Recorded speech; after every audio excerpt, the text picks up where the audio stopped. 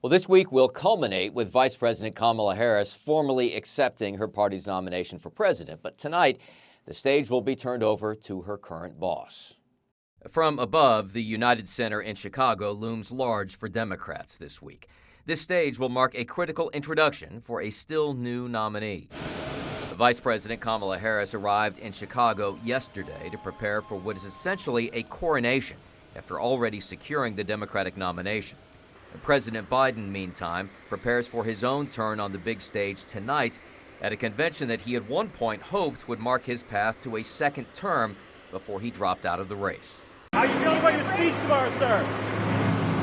Good, real good. Biden's speech tonight will be followed by other top names in the party through the week in what Democrats see as a show of unity.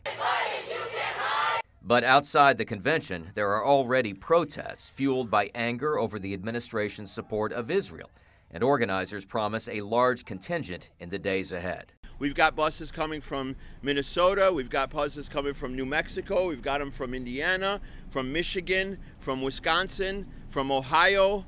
Harris and her running mate have spent much of their time in recent days in Pennsylvania, and based on the Real Clear Politics average of polls, it may all come down to that state. That leaves the race at 257 electoral votes for Trump, 262 for Harris, and the decision to be made in the state that is tied, Pennsylvania, with 19 electoral votes. And with that in mind, former President Trump today will be responding to the DNC campaigning in Pennsylvania, with additional stops this week in other key states, Michigan, North Carolina, Arizona, and Nevada. In Washington, Doug Luzader, Fox News.